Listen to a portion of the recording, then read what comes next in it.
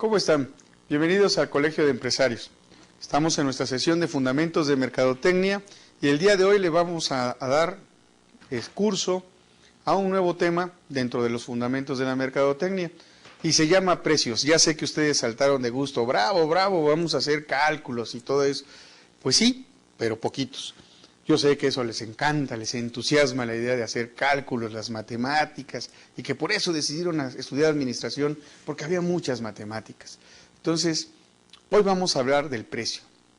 Hace muchos años, cuando yo empezaba en la parte comercial como gerente, uno de los trabajos que me tocó llevar a cabo fue el de una exposición. Y entonces, yo no tenía ni idea de cuánto costaba un stand. Y cuando veo los precios del stand y que los teníamos que vender, pues yo no le daba importancia, pero los clientes me decían que era muy caro. Y la respuesta de los prospectos, porque ni siquiera eran clientes, todavía no querían comprar el stand, y decían, es muy caro, es muy caro. Y cuando llegaba a mi grupo de vendedores, la respuesta es muy caro, es muy caro. Entonces despertó mi curiosidad, yo no tenía ni la menor idea de lo que estaba vendiendo, así de malo era, imagínense, no conocía a mi cliente, no conocía a mi mercadometa, me habían pasado prácticamente a ciegas, solo porque le caía yo muy bien al director y porque de alguna manera pensó que yo podía hacerlo ahí, me pasó al área de ventas, yo estaba en un área técnica. Bueno, pues entonces despertó mi curiosidad, ¿por qué es caro?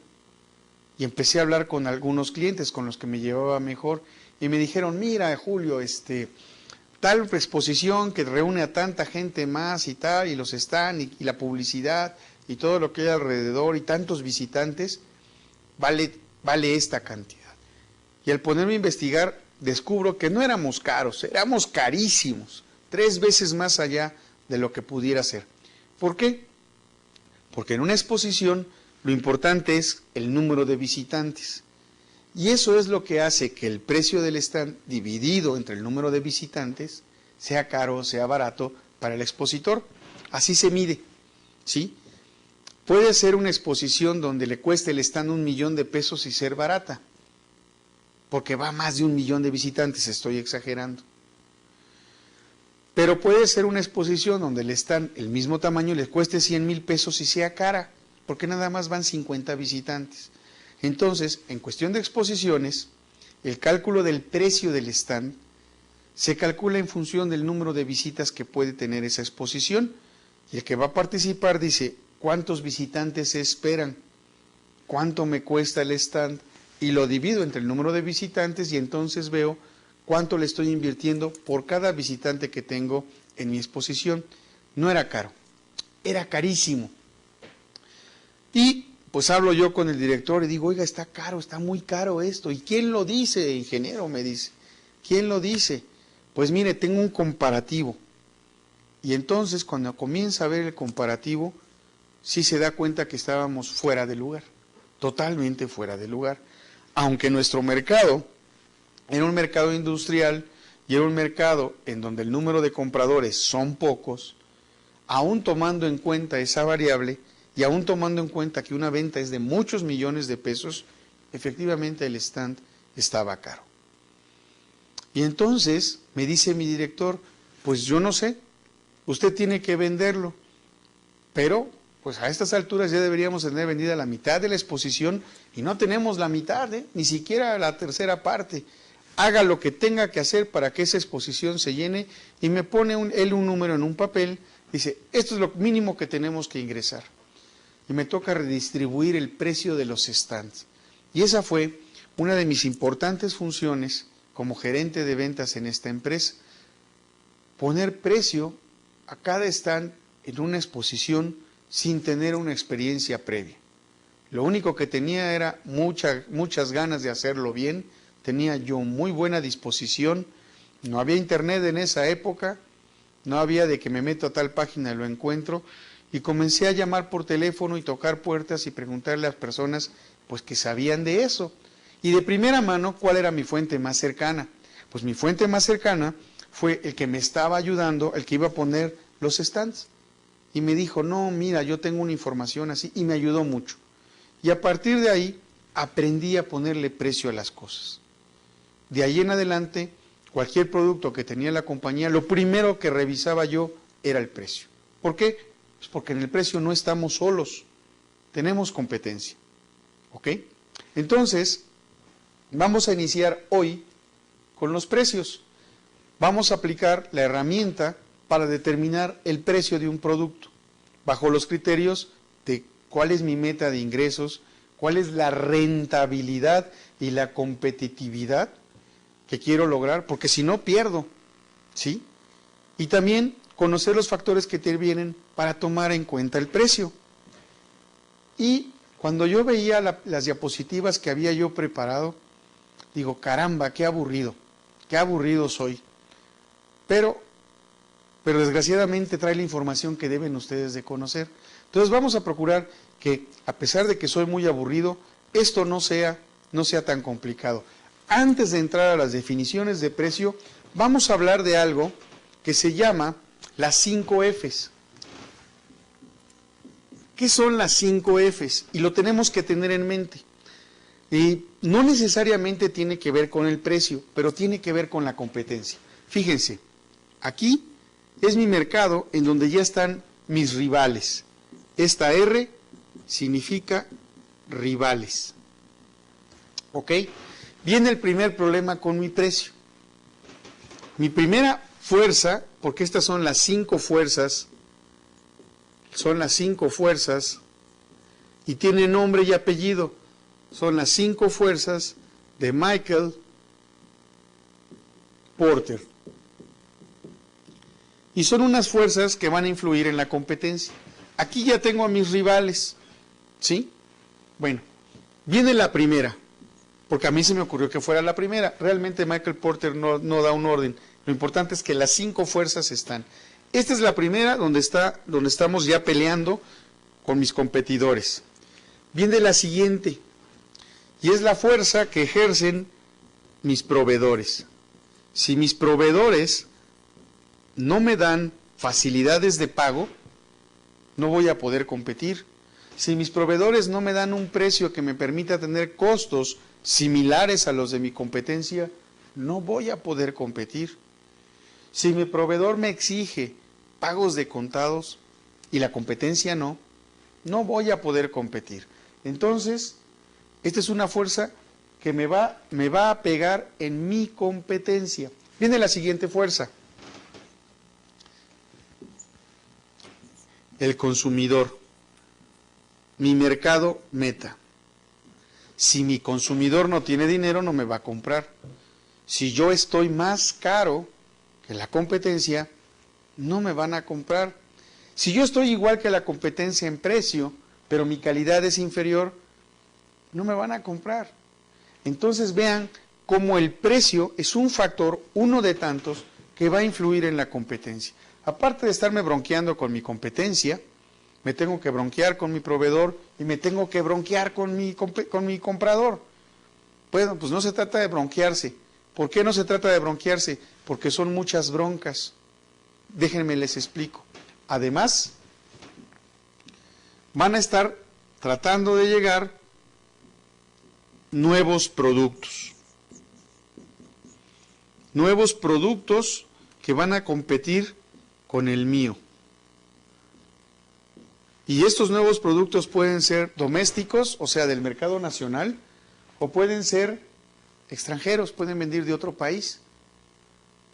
Entonces, si me voy a bronquear con mis competidores, mis rivales, me voy a bronquear con mis proveedores, me voy a bronquear con mi consumidor, y aparte con los rivales que traen nuevos productos, todavía no terminan mis broncas.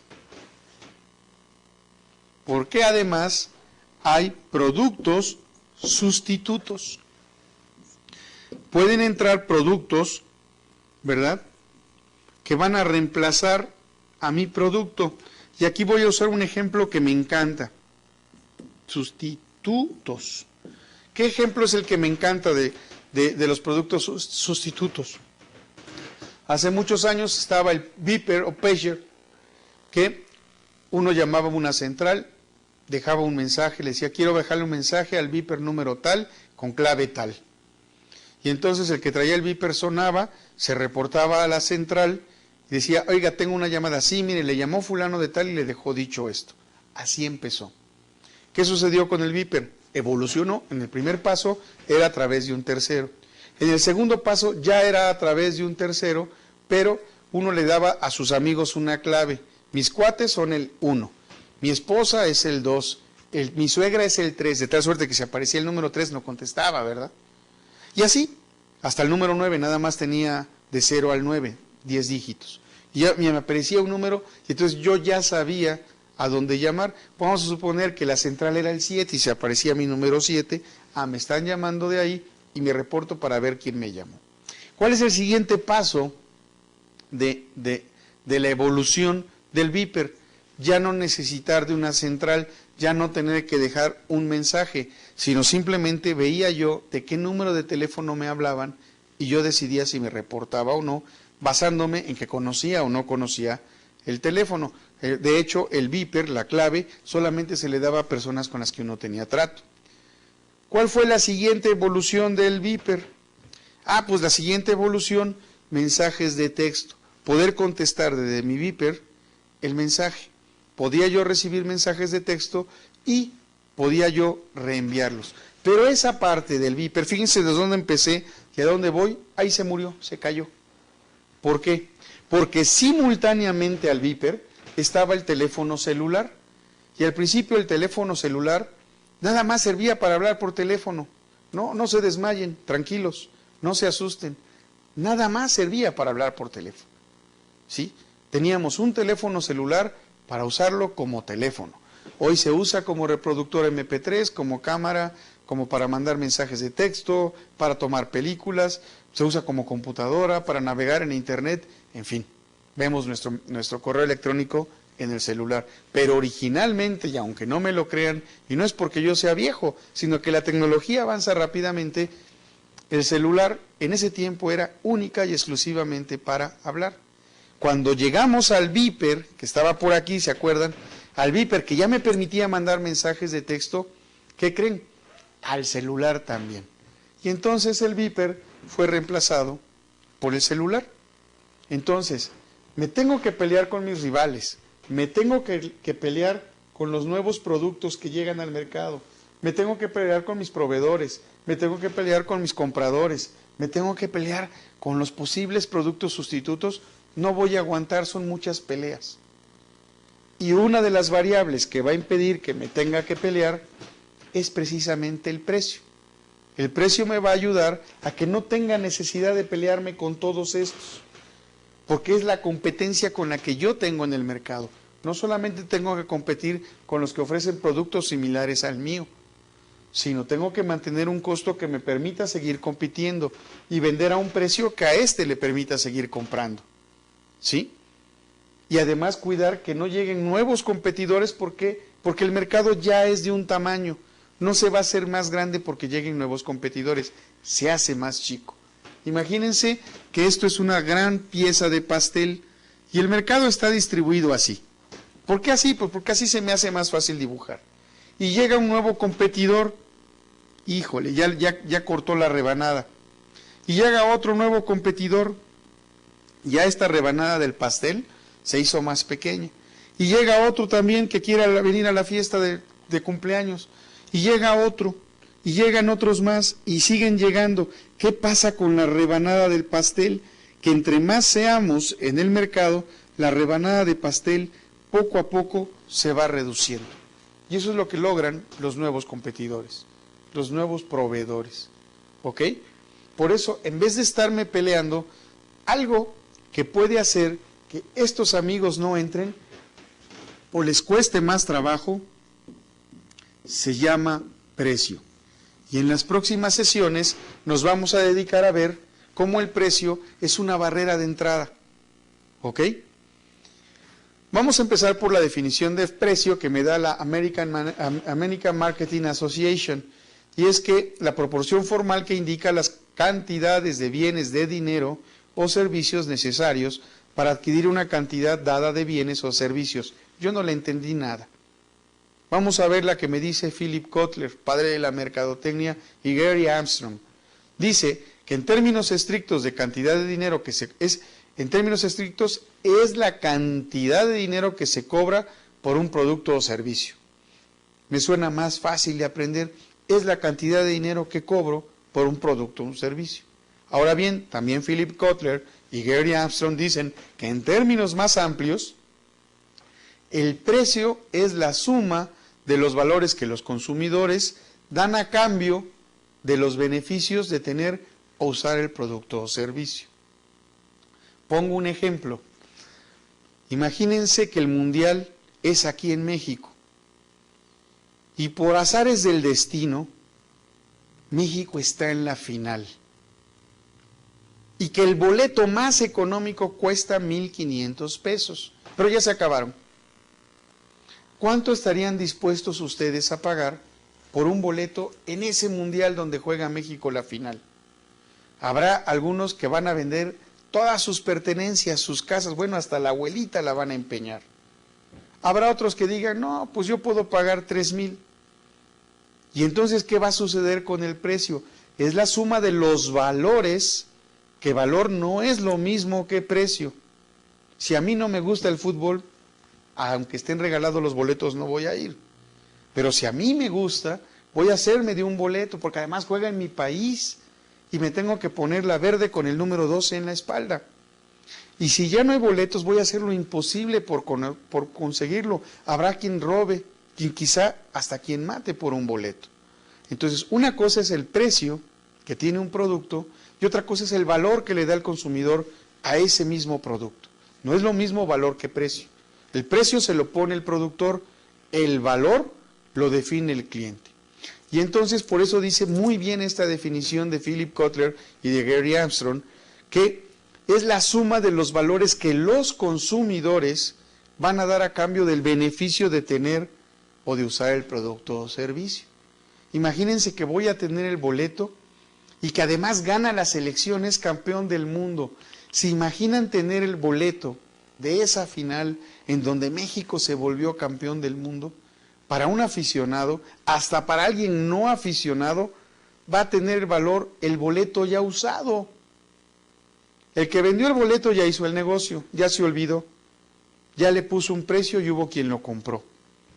Pero el que tiene el pedazo de boleto con el que entró al Mundial donde ganó México, eso puede costar muchas veces más lo que costó ir al juego. ¿Ok? Entonces, el precio tiene un valor objetivo que se lo da el productor, pero tiene un valor subjetivo que se lo da el consumidor. Por eso es la suma de los valores que los consumidores le dan. ¿Qué interpretación o qué mejor definición le podemos dar al precio? Pues es lo que pagamos por un producto o un servicio. Ese es el precio. ¿Ok? Y dicen por ahí que todos tenemos nuestro precio. Es verdad, solo que algunos los tenemos más alto que otros.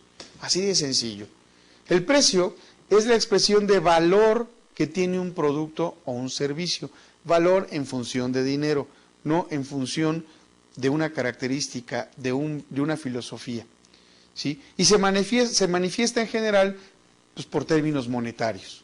Que el comprador debe de pagar al vendedor, ¿verdad?, para lograr el conjunto de beneficios que resulten de tener o usar el producto o servicio. Todas las organizaciones lucrativas deben de ponerle precio a sus productos o a sus servicios, sin excepción. Incluso hay instituciones no lucrativas que dicen, pues pague lo que sea su voluntad, pero hay que pagar. ¿Por qué? Porque si no, esa asociación o sociedad no lucrativa pudiera desaparecer. O piden a patronatos o a benefactores que aporten dinero para seguir funcionando. Finalmente, precio y dinero es más o menos lo mismo. El precio es la cantidad de dinero que se cobra por un producto o servicio. ¿Ok? Todavía más general, como dijo Kotler, la suma de valores que el consumidor intercambia por los beneficios de tener o usar un producto o servicio. Imagínense que ustedes fueran poseedores del boleto cuando México le ganó ¿con quién le gustan? ¿A Alemania en el Mundial? ¿A Brasil? ¿A Argentina? ¿A Estados Unidos? Sí, ¿verdad? Vamos a darle. Ok, es broma. ¿Cuánto pagarían por ese boleto? Seguramente se subastaría y había quien pagara millones por tener el boleto donde México ganó el Mundial. ¿Ok? Los precios, ¿sí? Dicen por ahí que los pone el productor. En teoría sí, él hace el cálculo. Pero ¿saben con base en quién? Pues en el comprador. Porque el comprador es el que dice, pues está muy bonito, pero está muy caro. O ¿sabes qué? Pues sí lo compraría, pero si costara menos. Está muy alto, ¿verdad? Entonces, los precios generalmente los determina el comprador. El vendedor lo único que hace es negociar por ese precio. Los vendedores, el arte de vender está en convencer al comprador que lo compre con el precio más alto posible. Ese es el arte de vender. Porque dar descuentos, bueno, pues hasta mi hija puede dar un descuento, mi secretaria puede dar un servicio gratis, o sea, no hay problema. Pero el arte de vender consiste en convencer, no en tomarle el pelo, no en engañar, en convencer al comprador que me compre con el precio más alto posible. El vendedor pedía un precio más alto que el que esperaba obtener y el comprador siempre va a ofrecer un precio menor que el que espera pagar. Es decir, oye, el boleto de la selección cuesta 1,500 pesos, voy a tratar de conseguirlo en 1,500 pesos, porque si no la reventa, me lo va a vender más caro. Entonces, el vendedor va a tratar de venderlo más caro, el comprador va a tratar de comprarlo más barato. Y conforme se acerque la fecha del juego, el precio va subiendo, El precio va subiendo, sobre todo si hay escasez. Pongan mucha atención en esto, la demanda, la oferta. ¿Por qué? Porque en la próxima sesión vamos a hacer unos pequeños ejercicios de oferta y demanda. Vamos a ver cómo el precio va a afectarme a mi demanda si lo subo sin razón, pero también vamos a ver cómo la demanda puede hacer que mi precio suba en aparentemente sin razón. Cada comprador paga un precio diferente por el mismo producto, porque está en función del valor que para él tiene ese producto. ¿Sí? Imagínense que pierden sus teléfonos celulares y que alguien lo encuentra y les llama y les dice, oye, te regreso tu teléfono a cambio de 500 pesos. Ah, pero mi teléfono me costó 500 pesos. Pues mejor me compro otro. Sí, pero ahí tenían los teléfonos de todas sus novias. ¿Qué óvole? ¿Valdrá o no valdrá los 500 pesos? Uno más profesional, más formal, a lo mejor tiene los números de todos sus clientes que le generan dinero. ¿Pagaría esos 500 pesos o incluso pagaría más por el celular? ¿Se dan cuenta cómo para un mismo producto alguien es capaz de pagar más o menos? O simplemente no pagarlo. Esa es la importancia del precio. Todos los vendedores fijan un precio para todos los compradores, pero no es la última palabra, vienen las negociaciones. El precio es el único elemento de la mezcla de mercadotecnia que produce ingresos. ¿Cuáles son los elementos de la mezcla de la mercadotecnia? Las famosas 4 Ps. Empezamos, ya lo acabamos de ver, con producto. Ahorita estamos en precio. Me falta la plaza y me falta la promoción. En todos estos casos, el dinero sale. El único que puede hacer que el dinero entre es el precio. Es la única variable que me permite meter dinero. Todas las demás me hace gastarlo. ¿Ok? Entonces, la fijación de precios y la competencia,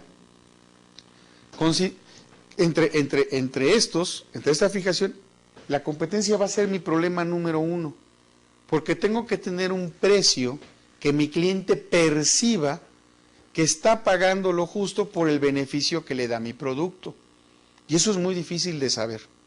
Los errores más comunes en la hora de fijar un precio es un precio excesivamente orientado hacia los costos, o precios que no se revisan con la suficiente frecuencia y que no reflejan los cambios del mercado. Precios que no toman en consideración el resto de la mezcla de mercadotecnia. ¿Sí? Nos fijamos mucho en el mercado, pero poco en todo lo demás que tiene que hacer la empresa. Pongo un ejemplo. La industria automotriz ha pasado por una severa crisis financiera. Imaginen ustedes que viene una huelga. Y que viene una huelga porque demandan un incremento del 3% de sueldo. Y uno diría, a priori, a simple vista, en el primer intento, oye, pues ¿qué es un 3% de aumento? Dénsenlos y quítense de broncas. Sí, pero si la empresa perdió un 11% de sus ingresos debido a la crisis, dar un 3% es muy costoso.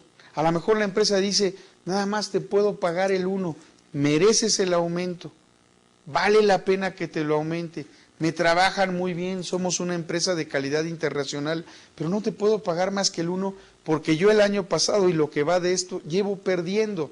Si te doy más, voy a perder más porque el mercado aún no se recupera. Entonces fíjense cómo los precios están sujetos a muchos factores.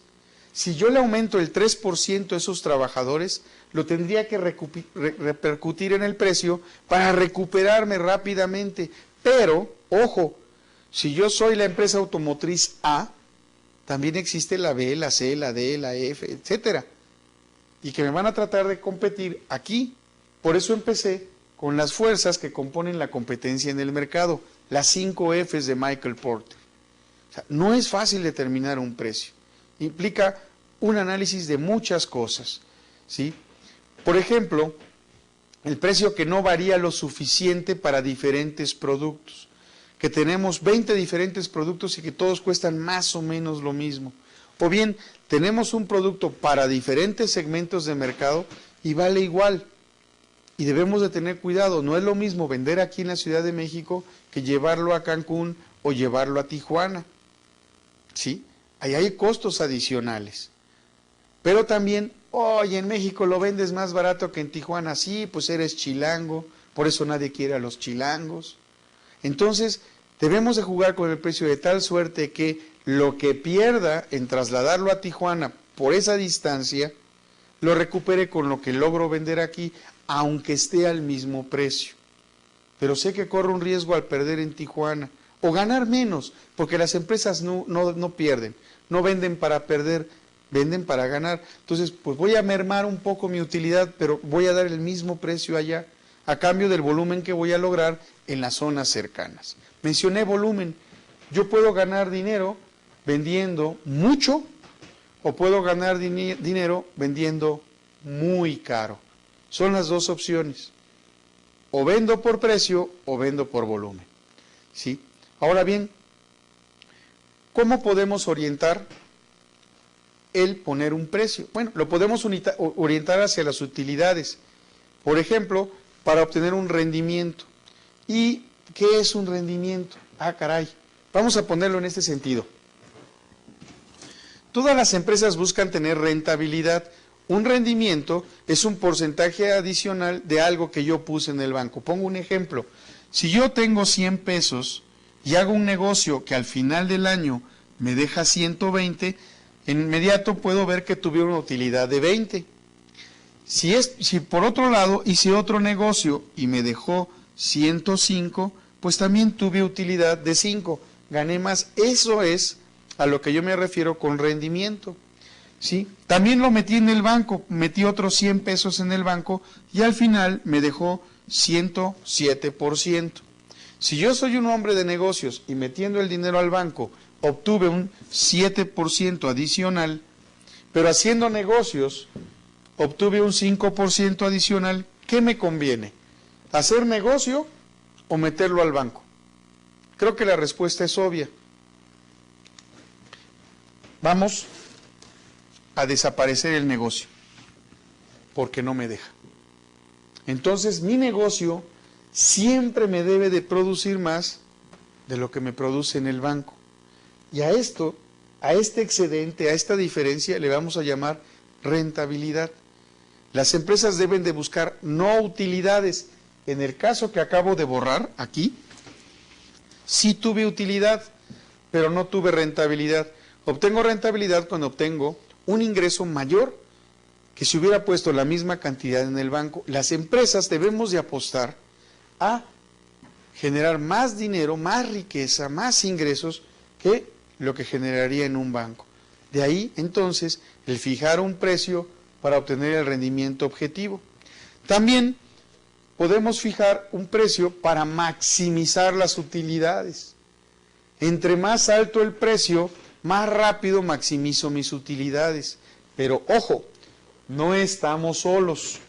Y no estoy hablando de extraterrestres. Estoy hablando de un mercado donde hay una gran competencia y que hay factores que juegan. Si yo aumento mi precio aquí, en este lugar me pongo en situación de desventaja. ¿Por qué? Porque algunos de estos compradores ya no me comprarían. ¿Ok? Y estoy prácticamente haciendo que mi cliente empiece a coquetear con otros competidores míos. Ah, bueno, entonces baja el precio.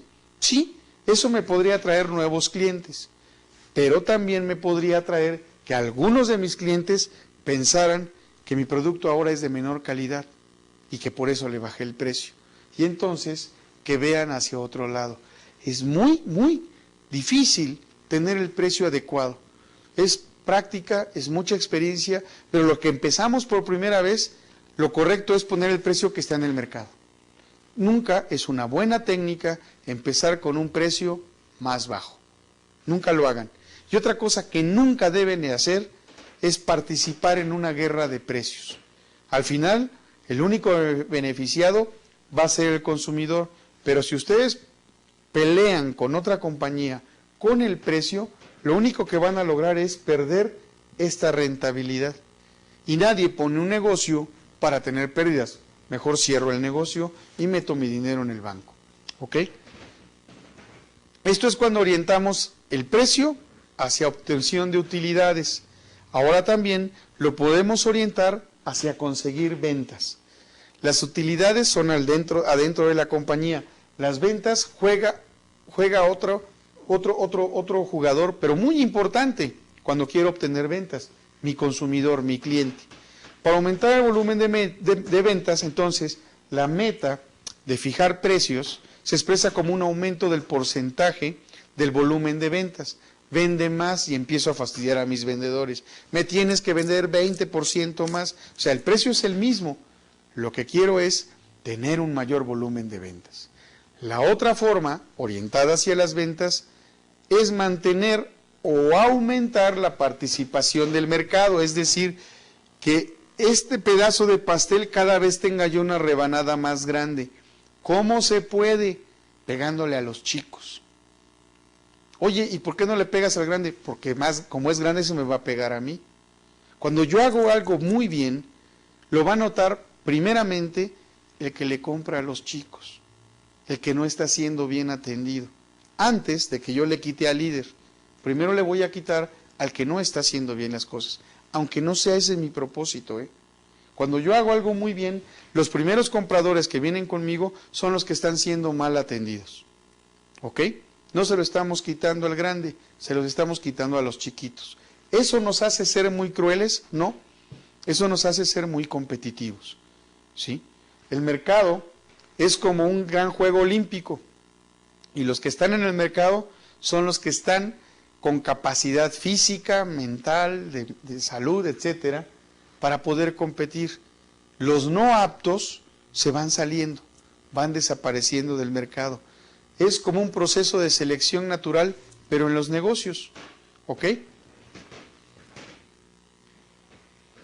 Ahora bien, puedo orientar mi fijación de precios hacia el status quo.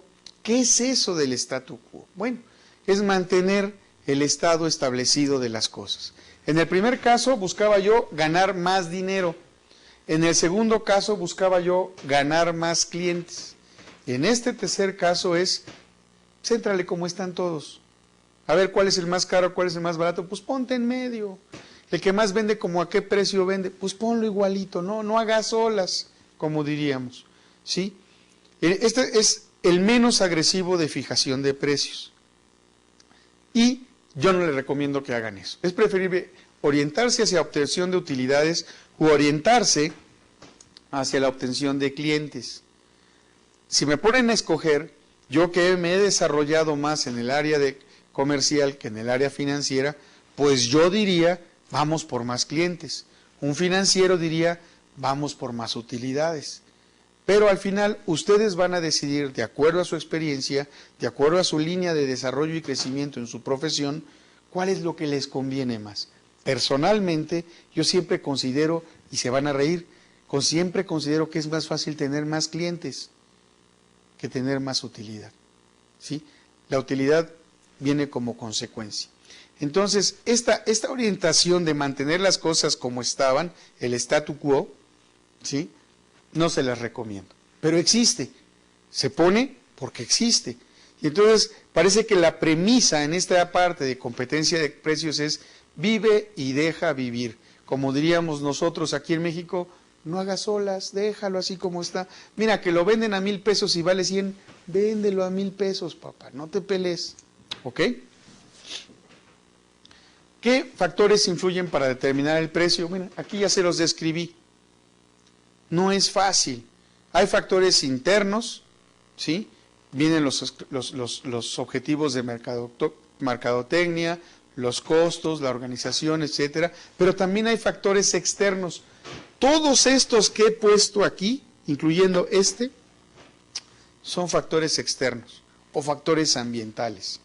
Entonces, no importa que también lo hagamos, siempre hay posibilidad de equivocarse. Y voy más allá, jóvenes. Imagínense que dentro de mi empresa no me pongo de acuerdo, que dentro de mi empresa tengo un muy mal ambiente empresarial, ¿sí? Tengo una condición ambiental en mi empresa, un desarrollo organizacional pobre, un pesimismo tremendo, y todavía tengo que salir a pelear con esas 5 fuerzas de mercado. Se ven 4 flechas, pero el círculo central es una fuerza adicional, ¿ok? Entonces hay muchos factores que van a influir en mi fijación de precios. ¿Qué factores internos influyen sobre las decisiones? Pues los objetivos de mercadotecnia. Antes de fijar el precio, la empresa debe de tomar una decisión sobre qué va a hacer. Sí, la idea es fijar el precio, pero el producto, la plaza y la promoción influyen. ¿Por qué? Porque la empresa tiene una cantidad de recursos económicos, de dinero, pues. Y entonces, a lo mejor no me permite llegar a todas las plazas si le invierto mucho al producto. Si le invierto mucho a la plaza, podría descuidar el producto. Si le invierto mucho a la plaza, podría descuidar el producto y podría descuidar la promoción. Si le meto mucho dinero a la promoción, puedo perder distribución. Ya además de estas 5 fuerzas que están afuera, tengo estas 4 que me complican la decisión. Por eso, yo cuando les dije, vamos a hablar de precios, yo sé que ustedes saltaron de gusto, ¿sí? No es fácil. De las 4 P's, es la más complicada. Y el día de hoy, no hay una receta mágica, o como la de Kentucky Fried Chicken, no hay una receta secreta que me permita solucionar eso de una manera fácil. Se requiere de mucho análisis, se requiere de personal muy profesional. Otro de los factores puede ser la supervivencia. Resulta que si no vendo, no como. Resulta que si no mejoro mi precio, voy a tener que desaparecer del mercado o voy a tener que desaparecer una línea de productos. Entonces, tengo que también tomar en cuenta mi supervivencia como empresa. Y aquí sí se vale el adagio aquel que dice de que lloren en mi casa, que lloren en la mía.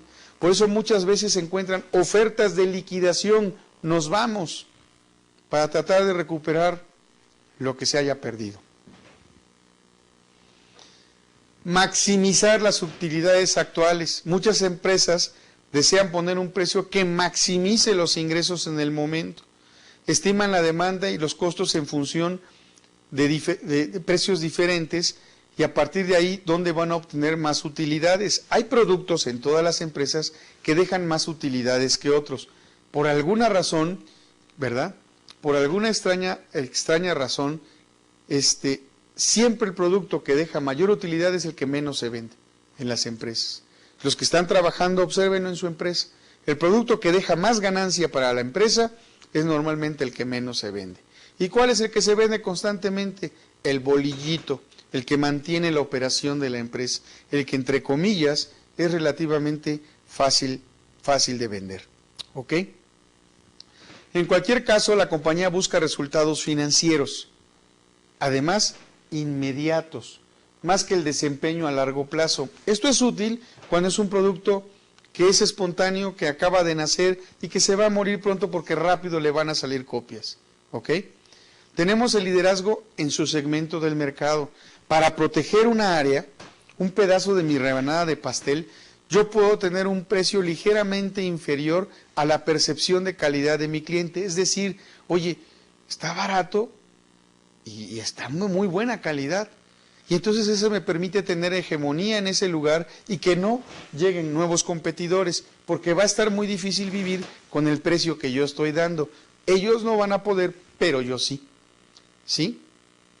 Entonces, digamos que se desea incrementar la participación de 10 a 15% en un año, esta participación en un segmento.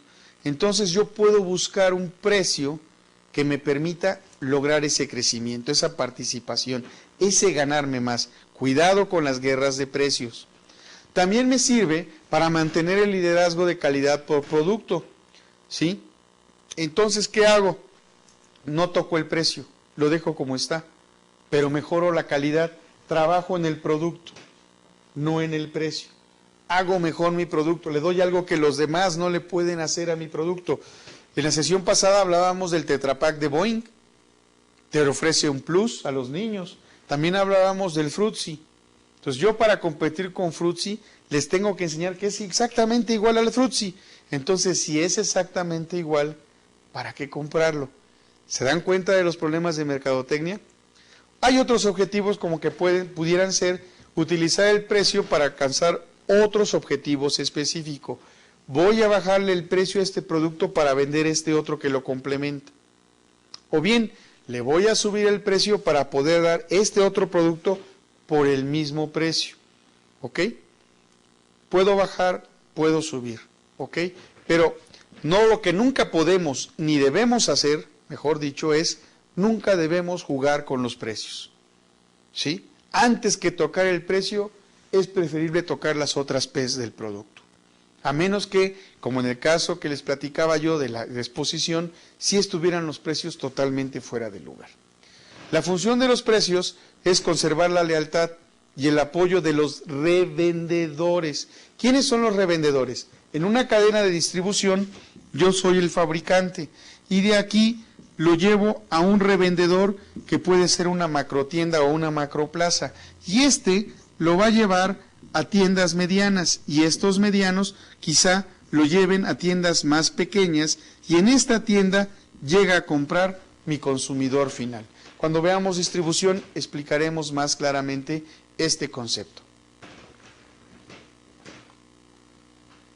La estrategia de la mezcla de mercadotecnia, como dirían por ahí, zambombazo. ¿Cómo lo hacemos? El precio es solamente una herramienta de esas 4 P's. Este precio es la única que nos va a permitir que la empresa tenga dinero. Todas las demás nos va a hacer salir el dinero. Entonces las decisiones de precio deben estar coordinadas con las decisiones de diseño, de distribución, de promoción, pues con las otras 3 P's. Y ver cómo nos va a afectar a las otras 3 P's cualquier cambio que hagamos en el precio. Porque no solamente bajar el precio nos va a beneficiar, no. A veces bajar el precio nos perjudica. Lo vamos a ver en la próxima sesión. Cuando hablo de revendedor, no hablo del revendedor que llega a una taquilla, compra los boletos y me los revende. La industria fabrica, el comercio revende lo que la industria fabricó. Es a ese tipo de revendedores legalmente establecidos y legalmente aceptados en el país a los que me estoy refiriendo. Por lo tanto, el mercadólogo debe de tomar en consideración total toda la mezcla de mercadotecnia, todo el marketing mix para fijar el precio. El producto se posiciona entonces con otros factores, ¿sí? Puede ser la calidad del producto, puede ser la promoción que se está dando, puede ser que esté en la plaza adecuada, ¿sí? Pero no porque tenga un precio barato o caro, ¿sí? No se maneja en función de eso. Para fijar el precio, en todo caso, tenemos que tener siempre en cuenta todas las variables, todas, sin excepción. Por eso es tan difícil poner un precio. Ahora bien, los costos. Y estamos hablando todavía de la parte interna de la compañía. ¿Cómo me afectan los costos? Tengo costos fijos y tengo costos variables. ¿Qué es un costo fijo? Quizá la renta es un costo fijo, los sueldos son costos fijos. ¿Qué son los costos variables? Bueno, en invierno uso calefacción y tengo que pagar el combustible de esa calefacción. Mis costos variables aumentan en invierno. Pero en verano tengo que usar enfriadores y también pago la luz de esos enfriadores. Eso va a afectar mis costos variables. ¿Sí? Los costos totales entonces serán la suma de los costos fijos más los costos variables. Tomamos en cuenta lo que ya tenemos fijo, lo que pagamos normalmente. ¿El teléfono es un costo fijo o es un costo variable? Depende. Hay empresas que ya normalmente pagan cantidades fijas o muy parecidas a fijas. Ya saben que están entre los 18,000, los 19,000 pesos, sube un poquito más o baja un poquito menos, se puede considerar fija si es un consumo más o menos constante. La luz también, mira, más o menos gastamos la misma cantidad de luz, difiere por 10 pesos, 20 pesos o cientos de pesos. Entonces lo podemos considerar bajo esa perspectiva fijo. La renta, si estamos rentando, pues es fija y los sueldos también. La suma de ambos costos, fijos y variables, me van a dar los costos totales. En la organización, los administradores deben decidir quiénes fijan los precios. Ellos son los que dirán quiénes fijarán los precios. El problema es que normalmente lo fija contabilidad en función de costos. Y el de contabilidad o el de finanzas no está en contacto con el cliente. ¿Cuál es mi propuesta? Mi propuesta es que debe de ser un grupo interactivo. Debe de tomar en cuenta al de producción, debe de tomar en cuenta al financiero, debe de tomar en cuenta al de mercadotecnia y por último, también a la gente. ¿Sí? También a la gente de la compañía, pero principalmente producción, finanzas y mercadotecnia. En los mercados industriales, normalmente el vendedor tiene chance de manejar un rango de precios. En los productos de consumo no, ya está en el anaquel y no se mueve. Ahí es más difícil fijar un precio. Porque cuando voy con un vendedor y el vendedor habla cara a cara con el cliente, el vendedor debe llevar a la oficina, a la empresa, una información de primera mano. Y eso nos permite mejorar. El mercado y la demanda, ok, ya salí de mi empresa. Ya dejé los factores internos y las áreas funcionales, pero ahora ya salgo a los aguacatazos, señores. Y afuera hay un mercado y hay una demanda. La demanda no puede crecer más de lo que puede pagar y la tendencia es que el dinero, conforme pasa el tiempo, alcance menos, por lo pronto en nuestro país. Entonces el mercado ya es de un tamaño, no se puede hacer más grande por generación espontánea. Y entonces hay un tipo de fijación de precios para diferentes mercados. La libertad de que goza el vendedor para fijar sus precios varía con el tipo de mercado. ¿Por qué digo el vendedor? Porque en los mercados industriales el vendedor trae ya una lista de precios y él puede manejar una serie de descuentos en función de algunas instrucciones que le haya dado la empresa. Él puede manejar el precio final. Incluso dar el precio más bajo y arriesgarse a que lo coscorroneen cuando llegue a la empresa. Mi experiencia personal es que mientras se esté moviendo en el margen que le den, a ningún vendedor que venda el precio más bajo lo corren, porque está vendiendo. ¿Sí? Vende con poca utilidad, pero sigue vendiendo. Y me han tocado casos en que los vendedores prácticamente, como se dice en el argot, llegan con los pantalones abajo a vender. Ya los traen, ya ni siquiera en las rodillas, en los tobillos, pero llegan con los pedidos y pedidos constantes. Acuérdense que podemos vender por un precio alto y eso nos generará un ingreso o por una venta continua, por volumen, precio o volumen, ¿ok? Y entonces los economistas reconocen 4 formas de fijar los precios. Vamos a verlas. Competencia pura, ¿sí? La competencia pura y perfecta, que no existe, es que todo lo que produzco yo lo vendo y todo lo que produce mi vecino de la derecha lo vende y lo que produce mi vecino de la izquierda lo vende. Mi vecino de la derecha y mi vecino de la izquierda venden lo mismo que yo, pero para todos hay.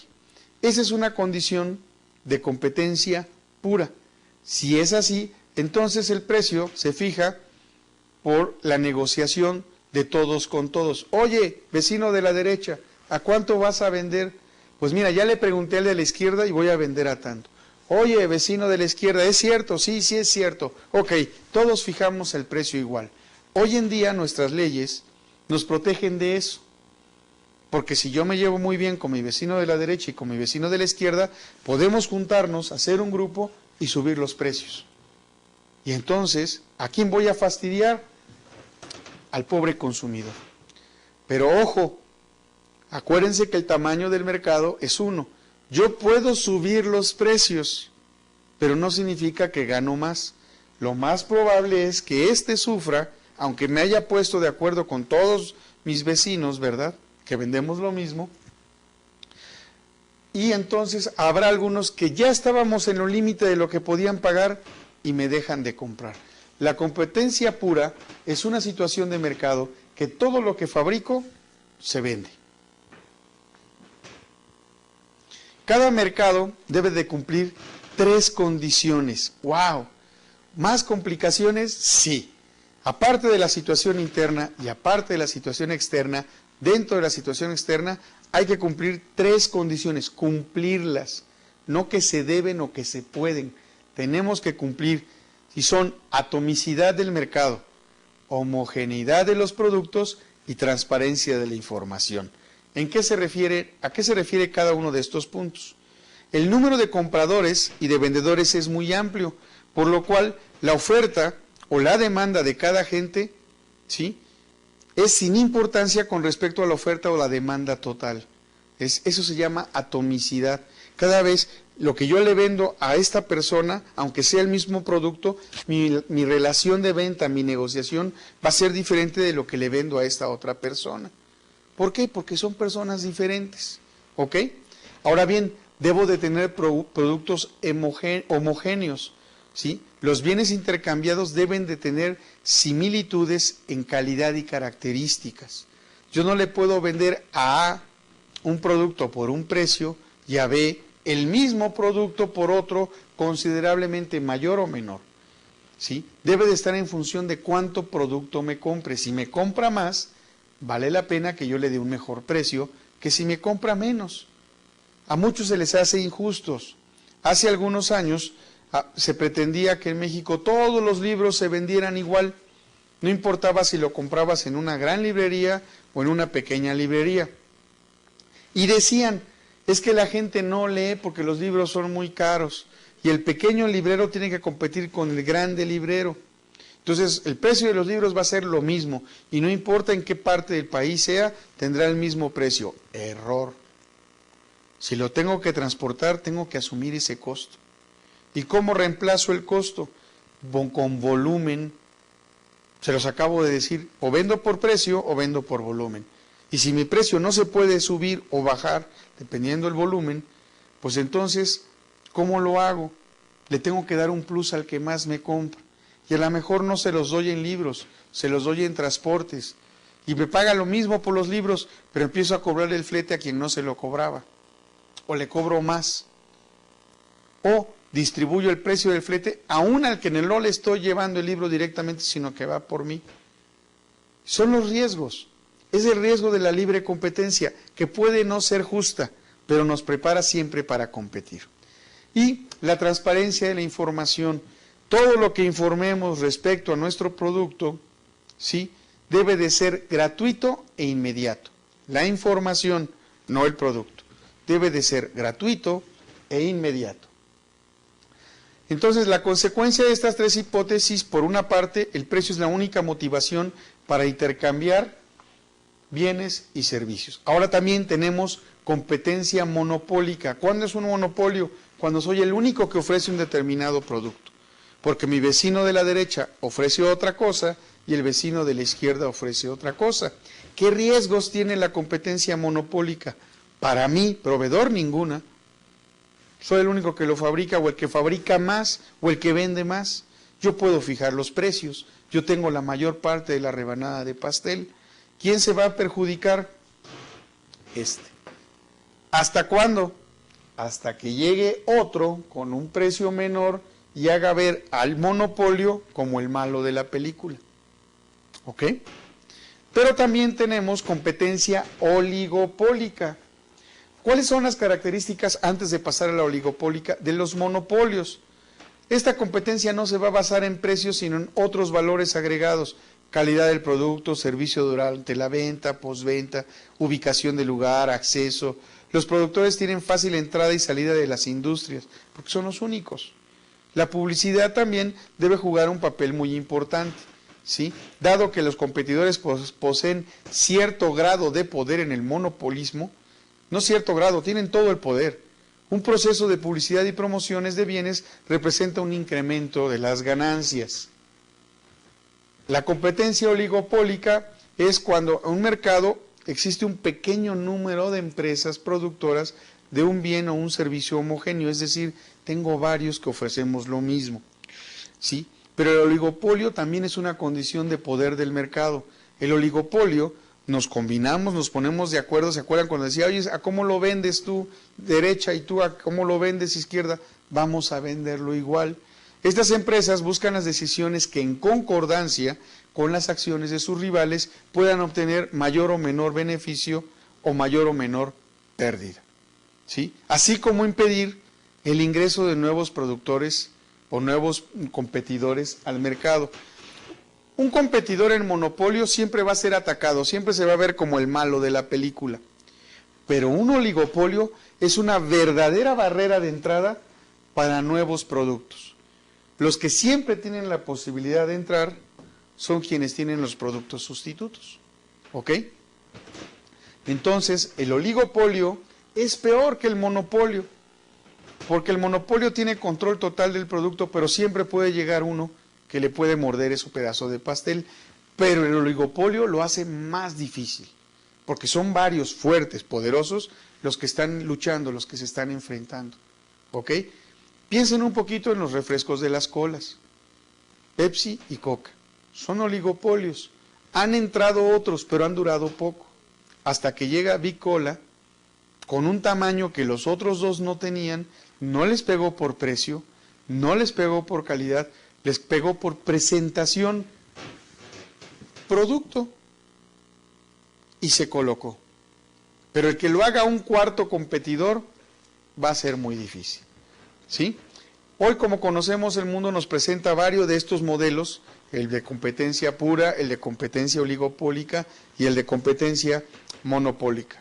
Para lograr un mayor beneficio, las empresas tienen dos caminos. Pueden buscar minimizar los costos, en el caso de las oligopólicas, ¿sí? ¿Verdad? Empleando métodos tecnológicos o cambiando su proporción de factores de producción. También pueden maximizar su utilidad las oligopólicas. ¿Por qué? Pues porque se pueden repartir el terreno. Tú atiendes este que te queda cerca, yo atiendo este, y se lo reparten en proporciones más o menos similares. A eso se le llama cártel. En México está prohibido, ¿sí? Un monopolio puro está formado por un solo vendedor, que puede ser el gobierno o puede ser una empresa privada, ¿sí? Puede ser una compañía muy poderosa o un monopolio privado muy regulado, como DuPont, que es dueño del nylon, ¿sí? La fijación de precios es diferente en cada caso. Los vamos a ir viendo poco a poco porque tienen que ver con la competencia.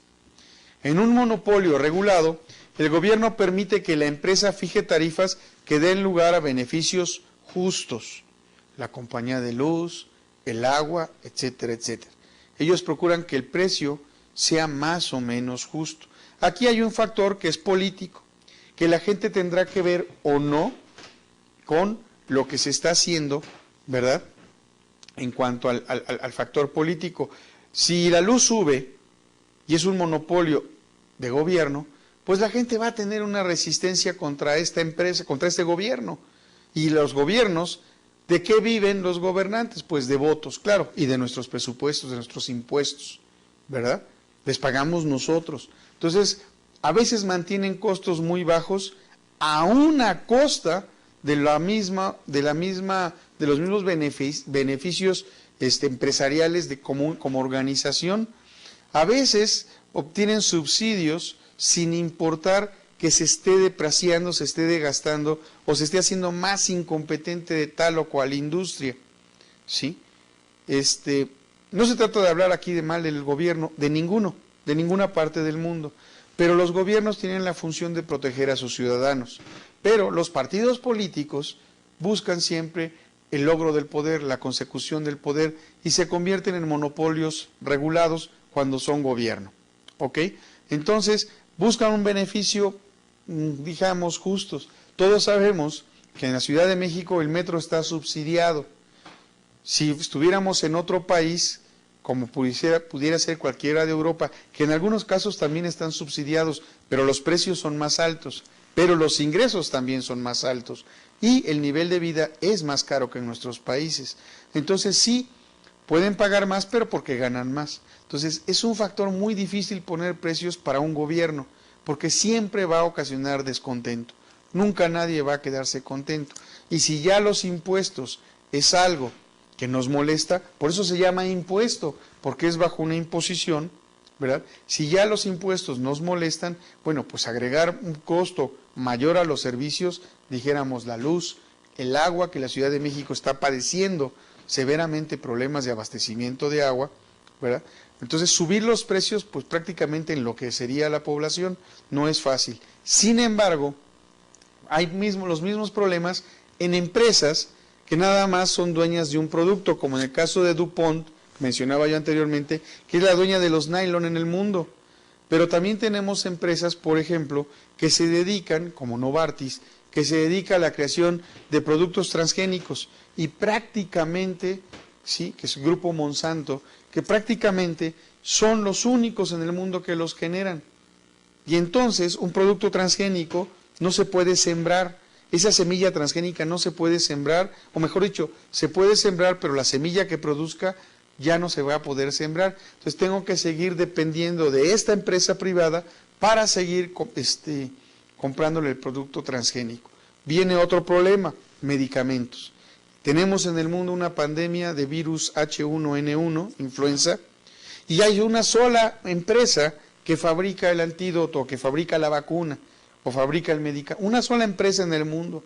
Entonces, ¿qué hacen los gobiernos del mundo? La regulan. Sí, te vamos a dejarla vender a ti, pero ojo con el precio, porque si te subes, o sea, no se va a echar en bronca al gobierno de su país, sino se va a echar de bronca a los gobiernos de los otros mundos, del resto del mundo, perdón, de los otros países.